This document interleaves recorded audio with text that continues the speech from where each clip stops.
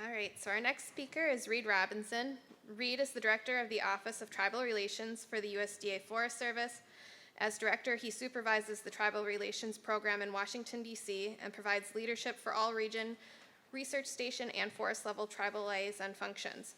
Robinson is a member of the Rosebud Sioux Tribe, the Chikangu Lakota Oyate. His core values are based upon the sacred hoop, the Chingleska Wakin of the Lakota Oyate. Robinson's leadership journey includes 30 years with the National Park Service at 9 separate unique parks units with duties ranging from journey-level historic building preservationist project manager, park facility manager, national park superintendent, and regional tribal program manager. Robinson lived in 7 countries from the age of 2 through 19, where his father served as a United States diplomat. These combined experiences and factors have influenced Robinson's worldview and his personal and professional philosophy of diplomacy, respect, humility, wisdom, and courage.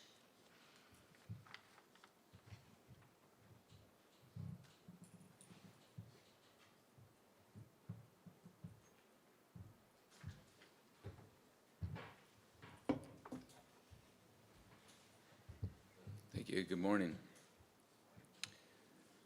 Those look like my pens. Are they yours? Huh? Oh, those are my pens. So, the day before yesterday, I stood up here and I provided you the Forest Service opportunities for underneath the bill, and this discussion will describe basically how we're going to do it. And it's not just a matter of targeting, those funding sources and those line items, and writing specific criteria in which how to implement that. My colleague, talked about clay layers. I'm learning the National Forest Service, just like a lot of institutions and organizations, are doing really, really good work, outstanding work, and I'm really proud to be an employee of the National Forest Service. There are, however, many, many areas where we're doing some good work, some really, really poor work. And I've got a plan. My team is putting a plan together for an entire agency to address the shortfalls and shortcomings of the agency. One of the things Cody asked me when we were having our first discussions was, have I seen the Forest Service Tribal Relations Strategic Plan? And I did. And that strategic plan runs from 2019 to 2022. I'm going to be sunsetting that plan. It was largely seen as aspirational, and I don't really do aspirational, at least at work. And much of the work that I'm going to be doing is very intentional. So that's what I'm going to describe to you today. And Matt, before I forget, the landscape scale restoration fix is in. We've already prepared a memo with my signature on it. It's not going to have my signature on it. The signature is going to go up a little higher. And so that fix is in. OGC recognizes that tribal trust land is not federal land, so LSR will be open to tribes. Yep. Okay, so a little bit about the Office of Tribal Relations. Tribal Relations, OTR, is located in the state and private forestry deputy area of the Forest Service. Notice that there is no T in state private forestry. My job as director is to cut through all layers and silos of the agency, regardless of my office being located in state and private forestry. It's irrelevant to me. I really appreciate my supervisors. They sign my paycheck, but I have the autonomy to cut across the agency and work with NFS, research stations, and Forest Service leadership.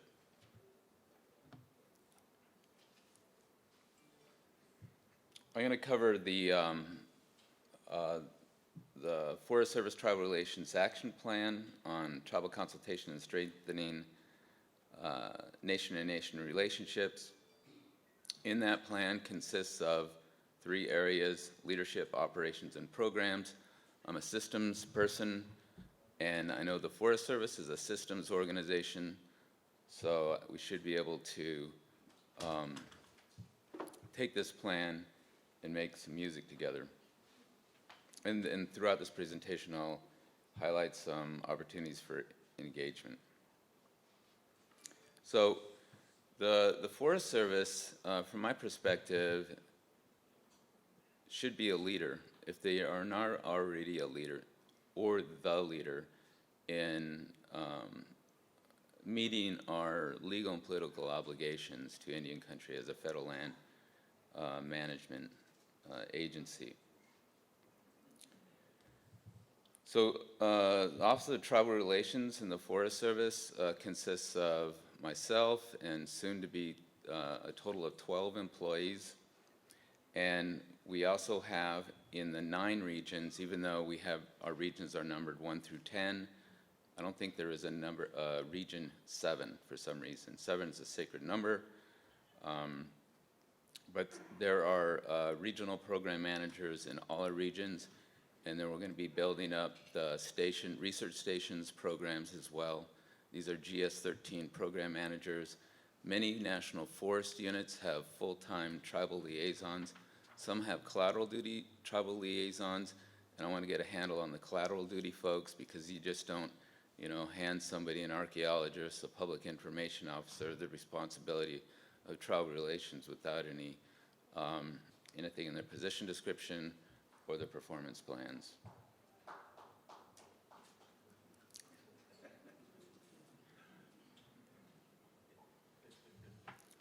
So these are the details of how we're going to do the work across the agency. And this is a draft presentation of the action plan. I had expected this action plan to be released much earlier than it is right now. The USDA has an action plan as a result of the presidential memorandum, January 26, 2021. And this action plan waterfalls from that one.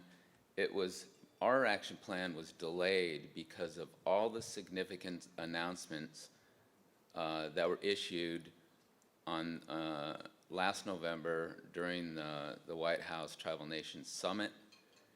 And by the way, the White House Council on Native American Affairs, who hosts that summit and prepares for that summit all year, has an excellent website.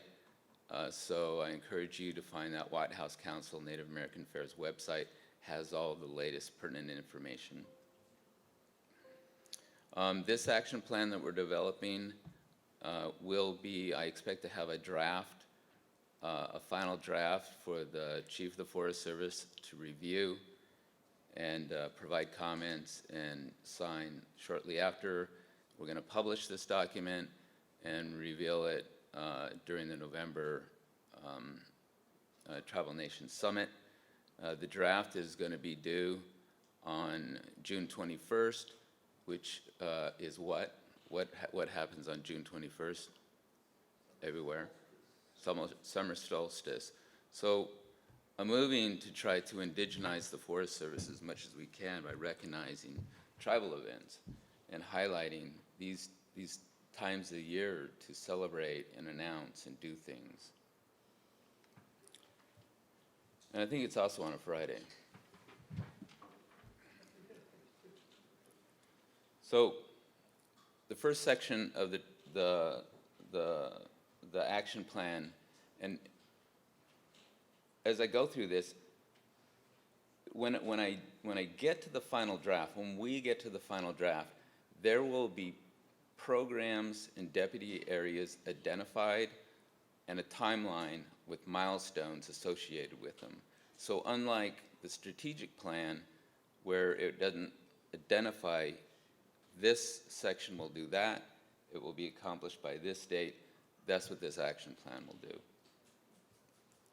So of course, in the leadership component, as most of us know, there's a lot of direction that is coming out of this administration in executive order, policies, memos, and we're incorporating all of them into this action plan. Also, underneath leadership, we're going to create performance measures for senior members of the agency, SESs, GS-15s, program managers, forest supervisors. I don't know of any agency that has ever had performance measures on tribal relations. Maybe there are in the BIA, but the Forest Service are going to have performance measures for employees. We're starting on that work now. We've already instituted in SES annual performance plans to be responsive to the Joint Secretarial Order on Co-Management, so there's a lot of energy and desire to do that from the regional program or the regional forest supervisors, and also review and execute our handbook and manual that was established in 2016. Expanding input through working groups, and this is internal and external working groups, whether it's working groups that were developed with ITC or internally at the agency, the Native American Working Group that has representations from all the departments, so we're all talking together. So we're doing a more of an all-of-government approach, at least at USDA. Hiring folks, we did hear in the consultation a year and a half ago, 2 years ago, whatever. We need to hire more staff, tribal liaisons. We're going to, every region will have, already has, if not an acting GS-13 program manager.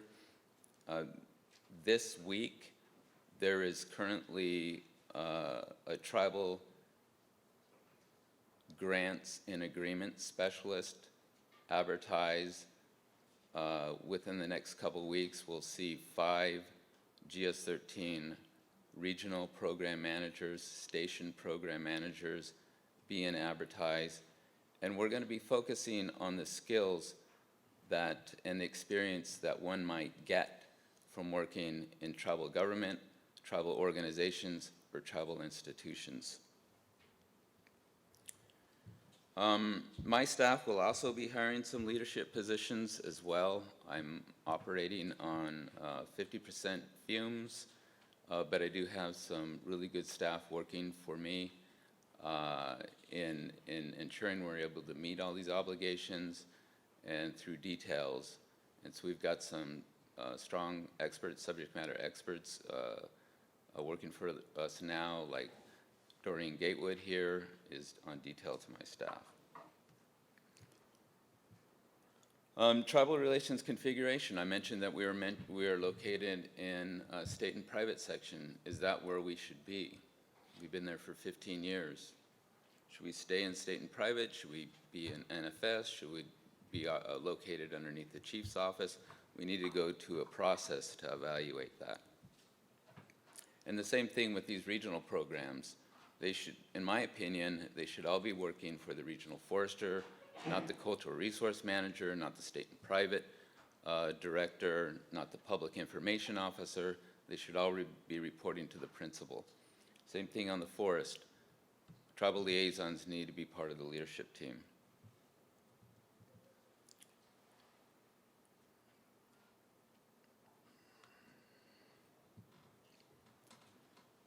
Opportunities for engagement under this section are implementation of the MOUs for tribal treaty rights and reserve rights and indigenous sacred sites. The MOU on indigenous sacred sites, I was asked a couple weeks ago to take the lead for the department on the sacred sites MOU, so that'll be us. Tribal leaders and individuals like Cody should have access to the National Leadership Council. My job is to ensure that you have access to the National Leadership Council.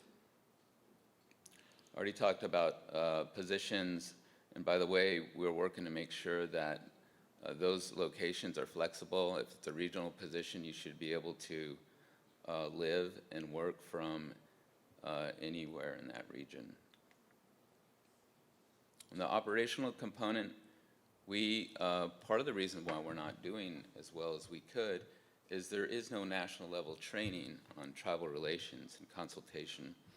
There was an order issued in 2013 by the department that directed all USDA agencies to develop a 3-tier training for senior level, mid-level, and then all employees.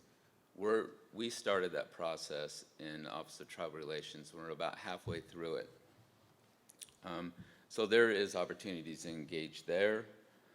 You know, I heard some discussion about communications. I am wanting to, you know, comms programs in agencies are very tight. And a lot of my experience with communication managers is there's a little too much protecting of the principal, a little too much protecting of the agency, and a need to be more outward communication-wise. And so when we're communicating, we want to communicate in a way that we are directing our press releases towards native facing news organizations and etc.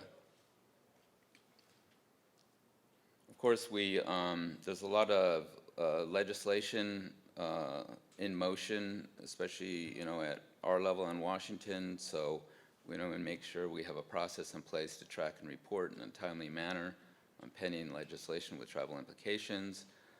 Tribal consultation, we have developed, because of COVID, we developed a protocol to consult virtually so tribes are able to speak directly to the decision maker at the Washington level. Now, a tribe can also speak on national level policy at the regional and forest level if they want to have that, but the regional, a forest supervisor and a regional forester is a proxy and is not the decision maker. So we have that opportunity now. Now, this was developed as a need because of COVID. If Indian country sees that we need to go back to more in person for these national level discussions and consultations, then we're going to have to have a discussion about how we're going to do that. We're going to be updating the handbook and manual that the Office of Tribal Relations focuses on will be updated. I believe that after the Farm Bill is probably the best time to update it. So, but we'll start working on that right now because we're reviewing it and trying to plug some holes in our policy and strengthen it. And of course, in our operations, there's you know, plans to do a better job with youth engagement, working with DOI on their Indian Youth Service Guide, but also interpretation and education. This is something that's plagued this country since its inception. And, you know, I came from the National Forest Service, or National Park Service, where interpretation and education was a big part of their program. And, you know, a lot of cases, you know, a lot of these stories are old, whether it's, you know, you're talking about, I don't know, Pipestone or Wind Cave, some of these other national historic sites, and the same thing on the Forest Service side. when I go to these sites, and if I go to a National Forest Visitor Center, one of the first things I do is see if there's any kind of interpretation education on Native Americans there. In the Forest Service, I haven't been traveling that much, but at the 3 or 4 locations that I've been to, they're batting 1,000 with zero information on tribes, and I'm talking about books too. I'm not talking about just displays, interpretive displays, and educational component. I'm talking about books. So that's going to change as well. Our recreation department will be working in a better way to make sure our websites, our visitor centers, our educational components are brought up to the 21st century. We need to be telling the tribal story per the tribes.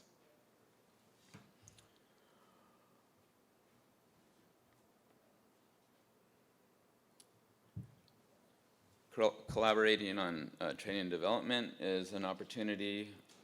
Of course, I just mentioned interpretive websites and displays. Opportunity to consult on restoration agreements, so TFPA, Good Neighbor Authority, shared stewardship, consultation on Forest Service policy revisions. So underneath programs, the third arm of, or leg or area underneath the action plan is programs.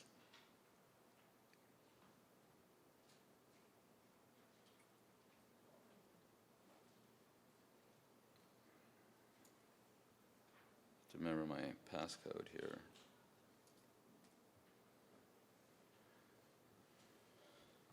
So OTR, the Office of Tribal Relations, has never had a section that focuses specifically on the authorities that we have that are tribal facing, such as TFPA, 638, Good Neighbor, Good Neighbor, the Native Act, RTRL. So on co-stewardship, the Forest Service is developing a cross-deputy area strategy to integrate tribes in a co-stewardship that recognizes and protects tribal treaty and other reserved rights and interest on National Forest System lands. The strategy will address a number of issues such as barriers to fire co-stewardship and cross-boundary work, identification of budget resources, tribal training, and technical assistant needs, Forest Service staffing or resource limitations to co-management, and the socialization of co-stewardship across the agency. As part of this work, the Office of Tribal Relations will establish a co-management team and a tribal advisory council that includes representation across Indian country. The work of this group includes developing resources for both tribes and the Forest Service to provide clear direction on co-stewardship authorities and working with the Office of General Counsel to solve some of the barriers to use of our existing co-stewardship authorities, such as we did with LSR. ITEK OTR is dedicated to expanding the respectful integration of Indigenous traditional ecological knowledge through an upcoming agency-wide ITEK implementation plan.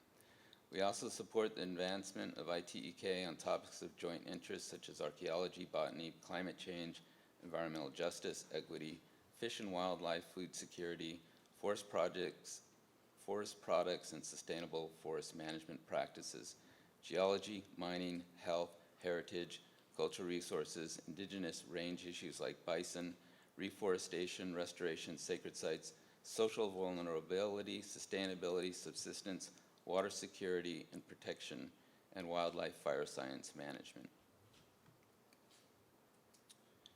Lastly, is shared stewardship. At our agency, we've been working in the shared stewardship space for quite some time. This elevated time of opportunity in tribal relations. We want to make sure we continue to promote tribal engagement and shared stewardship to support healthy and resilient forests and grasslands that mutually benefit tribes and the Forest Service.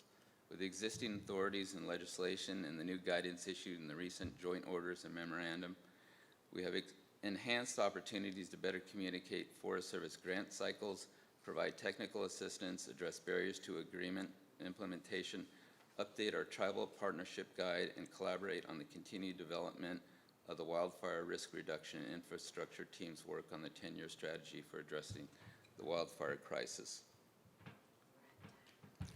So here are opportunities for engagement. How are we doing?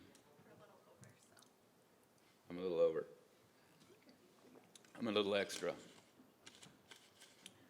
Here's what I mentioned, and also another plug for the mini workshop series for the 168, because it's the 160 plus the 8.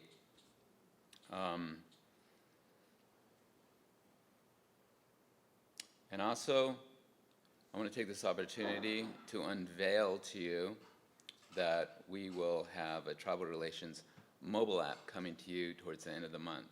So this is the pocket reference to all our authorities related to the Forest Service. And therefore, not only does the general public and you have access to this, so do district rangers, archaeologists, forest supervisors. We're trying to remove all the barriers for success internally so we can be better stewards externally. And that's it, I think.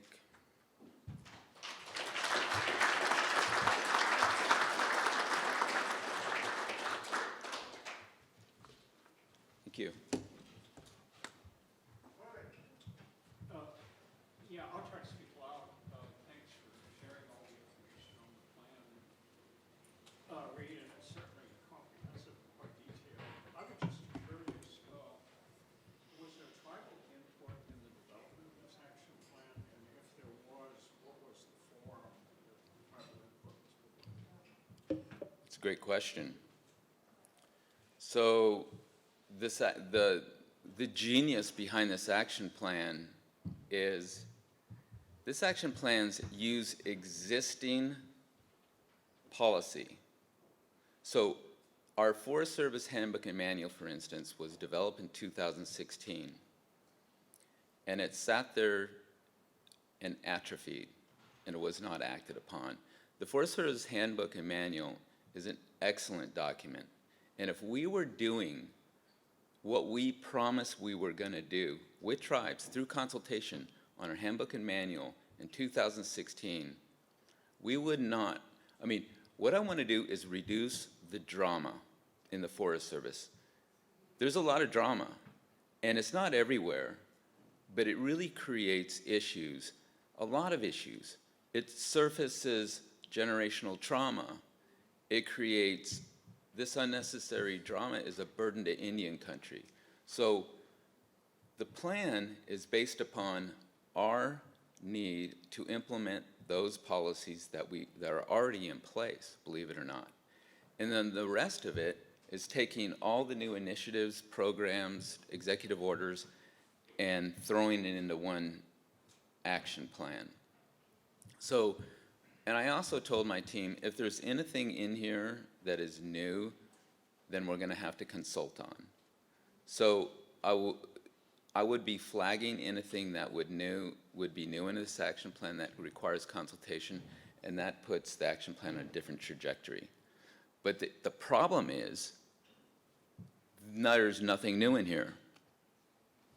It's just we need to do a better job in execution. I guess my point, I'm not sure that there was tribal input or opportunity for it in the development of a lot of handbook material.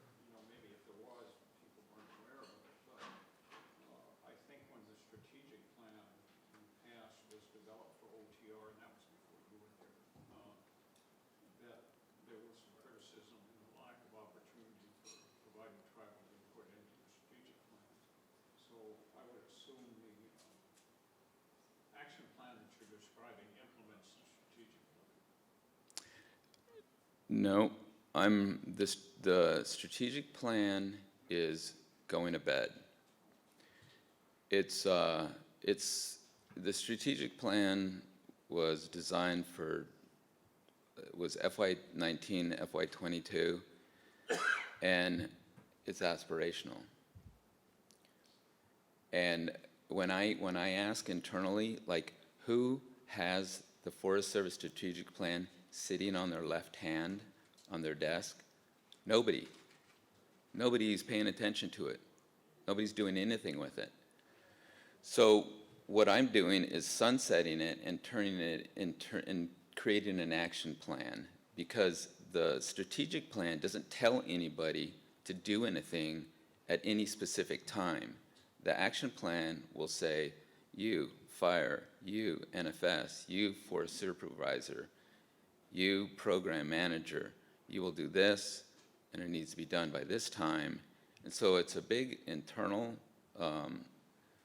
ramping up of our ability to execute all our political and legal obligations, including these new authorities, and prepare for the Farm Bill. But, you know, this is not a document that is shrouded in secrecy. It's, I am happy to share the draft of it to anybody, tribal member, tribal official that wants to see it, ITC. I don't want it to be a surprise because there's not a lot of understanding about how well the handbook and manual was written. I mean, there's things in there that, I mean, it talks about UNDRIP. It talks about generational trauma. It talks about colonialism. And there's an A through M directory in there about, from the chief to the lowest level, about what your responsibilities are to Indian country. And so that handbook and manual, I'm not sure about how much input it received, but it was required to go through consultation, and I believe it was a 2-year process.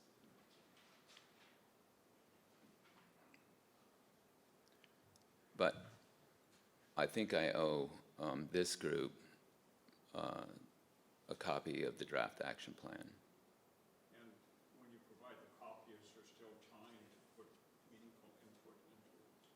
No. Or is it pretty well final? Yeah. No, I'm kidding. No, I'm kidding. Yeah. So it is. Yeah, absolutely. And so we will. What I will do. Remember, I just mentioned we have this vaunted national consultation protocol that we can do online on Zoom. I recommend that we do a listening session on the action plan, and if we need to go into consultation, then we'll go into consultation.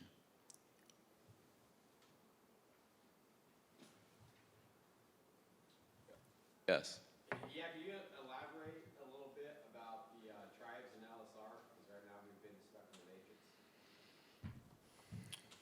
Yeah, so the LSR program provides money for landscape scale restoration.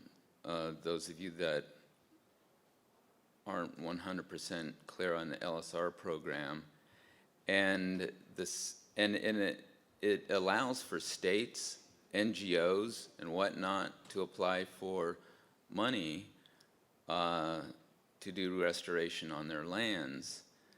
And the way that statute was written, it said that it can't be used on federal lands. And so for the last, I don't know how long, 4 or 5 years, the agency has been interpreting that as trust lands are federal lands.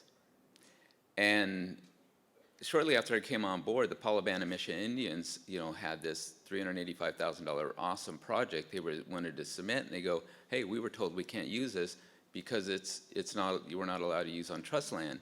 That means we're only allowed to use on fee land." Which, how much fee land? I mean, what's the value if you're only allowed to use this on fee land? Why would Congress do that? Why was their intent that way? So our offices of general counsel reviewed that, and that LSR program, as every other agency would interpret, federal land and tribal trust lands are not the same. So I wouldn't interpret it that way at DOI. And so LSR is open up to tribal trust land, and a memo would be coming out. It would have already been out, but we want to put higher level signatures on it because we think it's so cool. But it's not really that cool. It's the way it should have been all along. So that's where we're at on LSR. So that's a win. But that doesn't mean that there doesn't need to be a fix in the program. I don't know. But that was the major flaw. I mean, if you want to call it a flaw. Yep.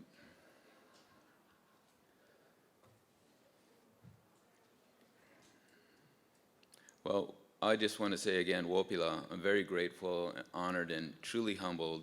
The only place that I really, really feel very, very comfortable and being humble